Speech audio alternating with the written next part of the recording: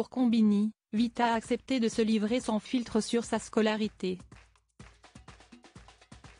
L'occasion pour l'artiste d'évoquer ses multiples bêtises orchestrées durant son adolescence. Mais durant cette période, elle a aussi énormément appris à bien des niveaux. On ne la présente plus. Dans l'industrie de la musique, Vita s'est brillamment imposée avec ses multiples tubes et son timbre de voix qui la distingue. À la ville, l'acolyte de Diams est également l'heureuse maman de 3 adorables enfants qu'elle a et housse avec son mari Hicham Bendaou. Ayant l'habitude des interviews, l'interprète de Je n'oublie pas a accordé un entretien exclusif à nos confrères de Combini. Face David Castello Lopez aux commandes de Small Talk, Vita s'est naturellement confiée sur sa progéniture qui fait son immense fierté.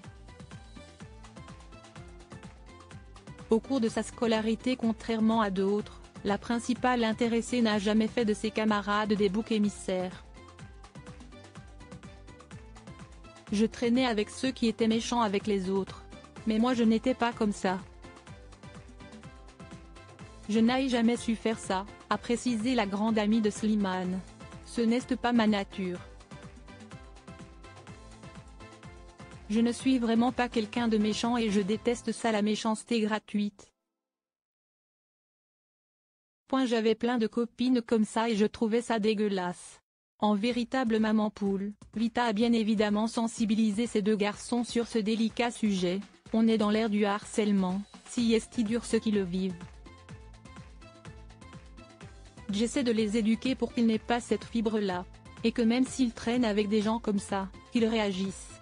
Mon fils le plus petit, qui a 8 ans, il a une âme de justicier, j'aime trop. Point d'exclamation. La nuit, on s'échappait.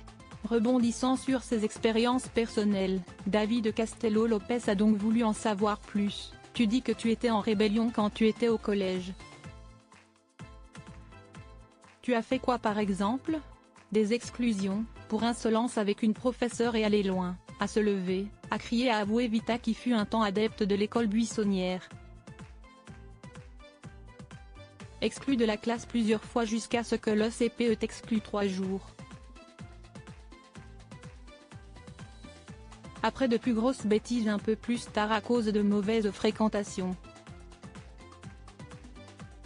Avec philosophie, la star a aussi ajouté « Je ne suis pas fière de cette période-là et à la fois. Je pense qu'un enfant parfois, il faut le laisser comprendre tout seul qu'il sort du bon chemin pour qu'il revienne. » Se replongeant dans de multiples souvenirs, Vita estime d'ailleurs qu'on ne peut pas empêcher quelqu'un de faire des conneries. J'en ai fait pas mal. Je partais de la nuit de chez mes parents, a rapporté l'artiste qui a d'ailleurs grandi à la campagne.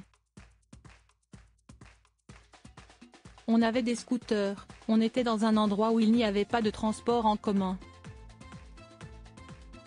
La nuit, on s'échappait. Mon frère, il faisait pareil.